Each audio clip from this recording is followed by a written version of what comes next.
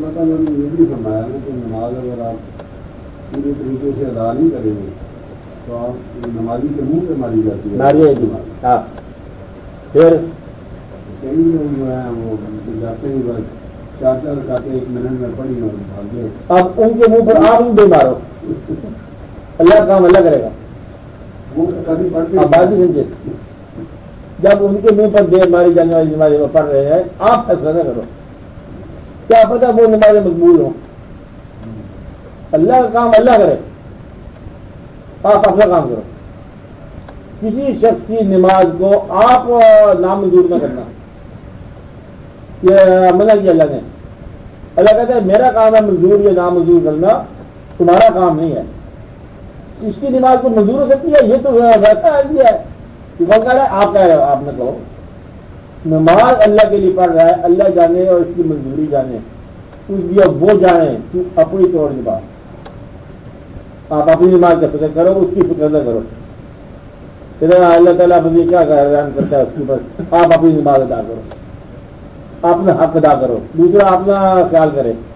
بلکہ جو اس کی نماز غفلت میں ہے، دعا کرو یا اللہ اس کی نماز کی اصلاح کرنا. اس لیے خوشی نہ محسوس کرنا ہے کہ اس کی نماز منہ پہ آنے والی ہے نہ، یہ ہماری نماز کا نقص ہو جائے گا. آپ نماز خوشی وہ کون سی نمازیں ہیں جو منہ پہ دے ماری جائیں؟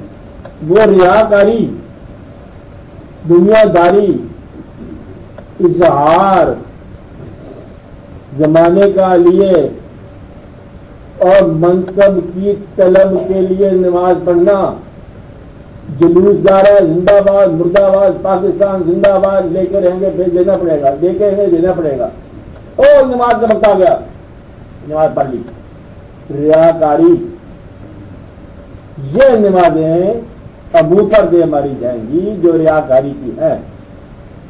اور وہ نمازیں جو دنیا کو خوش کرنے کے لیے پڑھی جا رہی ہیں وہ منہ پر دے ماری جائیں گی. اپنے نفس کے لیے پڑھی جا رہی ہیں وہ دے ماری جائیں گی. مرتبے کے تحفظ کے لیے پڑھی جا رہی ہیں یہ دے ماری جائیں گی. وہ نماز اللہ کی خوشنودی کے لیے پڑھی جا رہی ہے وہ قبول کر لی جائے گی. اپنی نجات کے لیے پڑھی جا رہی ہے قبول کر لی جائے گی. اپنی غلامی کے ثبوت پہ پڑھی جا رہی ہے قبول کر لی جاتی ہے. اور وہ جو کہ دل سے پڑھی جائے وہ تو قبول سے پہلے قبول ہو جاتی ہے. دل تو ہضم نہیں ہو سکتا نا. اللہ جو ہے نا دل کو نہیں بدلے میں رد کر دے. دل تو پھر اللہ تعالیٰ کے اپنا خاص راز ہے نا. اس لیے کون سی باتیں رد کری جائیں گی؟ ریاکاری کی، دنیا داری کی، تحفظ مرتبے کی. اور 6 نمازیں پڑھی ہیں پیسے کی، یا اللہ تو مال غنیمت ہی دے. اور آپ کہتے ہیں بڑی مبارک ہو، کیا ہو گیا؟ کہ مال مجھے قاضم دیا، تو ملازم آدمی ہے، تنخواہ سے پہلے خاص ہو گئی، اتفاق بھی مل گیا. کیا کہا جائے، آپ کو کیا بتایا جائے؟ گدھا ہے. کرم کر دیے سرکار نے بندے میں ایسے لوگ ہوتے ڈاکٹر صاحب کبھی ہو جاؤ تو ڈاکٹر صاحب رات کی دعا کی ہے بس کرم کر دیا. کیا کرم کر دیا؟ کہ وہ دفتے جاتے ہی مجھے واقعات ہو گئے. وہ پٹواری کو لے آیا تھا کہ تحصیلدار صاحب ہے اور واقعات ایسے ہو گئے کہ اللہ نے بڑا ہی کرم فرما دیا، تنخواہ کی ضرورتیں نہیں رہی ہیں. اب یہ جو کرم ہے شاید یہ مشکل ہو جائے گا تمہارے لیے. یہ کرم واقعہ نہیں ہے، جان کرو یہ باتیں ہیں. اس لیے بچو واقعات سے.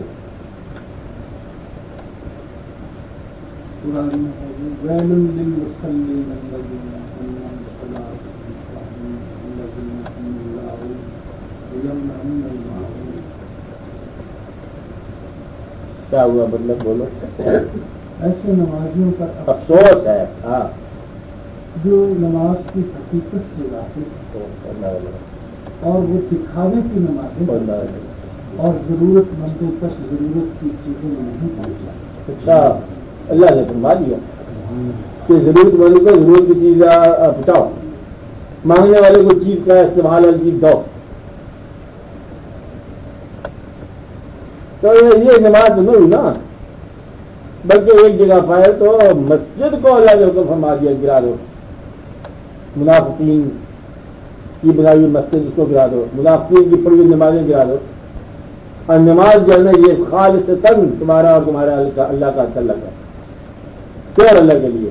یا اللہ تیرے تمام احکامات کے ساتھ تجھے میں مانتا ہوں دل کے ساتھ، اور ان احکامات میں پورا اترنے کی صحیح جمیل کروں گا، کوشش کروں گا کہ آئندہ رشوت کام لوں کہ نہ لوں، یہ کام تک رہنے دو آپ. اچھا یہ کام جو ہے بڑا مشکل کام ہے، یہ گندا کام ہے. اچھا اس سے بچو، نہ ہی لینا بہت بہتر ہے. آپ کی طرف ہو، ایسا نہ ہو کہ تم اپنی محنتوں کو ضائع کر لو اتنی، اور پھر اپنے کیا ہوگا، یہ ہوگا کہ ساری عمر محنت کی، دن رات محنت کر کے پیشہ اختیار کیا، محنت کرنے کے بعد کہتا ہے عذاب میں آئے. اور اللہ فرماتے ہیں کہ اس طرح کبھی دیکھو تم دوزخ میں جانے والے سے پوچھو یہاں کیسے آئے، کہتا بڑی مشکل سے آیا، بڑی محنتوں کے بعد آیا دوزخ میں. بیچارہ بڑا محنت کرتا، جسے چور محنت کرتا ہے نا، تو وہ اسکیمیں بنا کے چوری کرتا ہے اور پھر وہ دوسروں گھر میں جاتا ہے. اس وقت جب اپنے گھر میں انسان نہیں چل سکتا، جا کے پھر وہ مال دولت کو ملے تو لے آتا ہے. یہ بڑا مشکل کام ہے نا، اس لیے ہر گناہ گار جو ہے بڑی مشکل سے گناہوں کو حاصل کرتا ہے.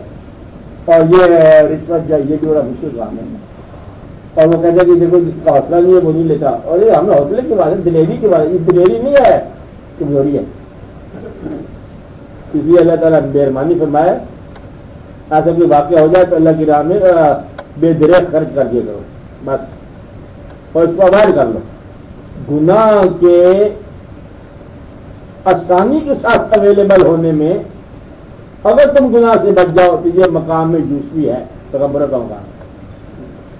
تو یہ یاد رکھ لینا بات. اور مقام کون سا ہے کہ گناہ موجود ہے اور دعوت گناہ موجود ہے اور موقع گناہ موجود ہے اور کا کالا معاذ اللہ مجھے اللہ کا خوف. یہ پورے کا پورا مقام ہے پیغمبر، اسے مقام میں یوسفی کہتے ہیں.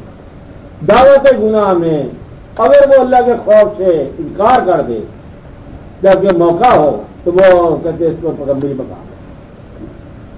بھائی آپ کے یہ بدلے میں بات غور والی ہے کہ دعوت موجود ہے، موقع موجود ہے، اس میں کوئی ایسا محاسبہ بھی نہیں ہونے کا امکان، نمبروں پر نمبر نوٹ بھی نہیں کیا ہوا، اس کے باوجود اس کا کالا معاذ اللہ آج مجھے اللہ کا خوف.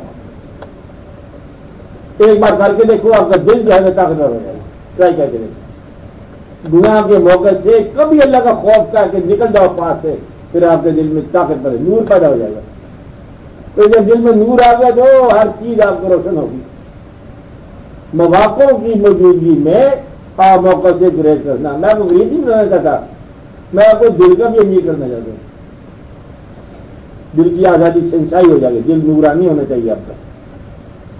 یہ نا کہ دل پوچھا ہوا اندر سے کیا فائدہ زندگی میں، آنے کا کیا فائدہ، نہ آنے کا کیا فائدہ.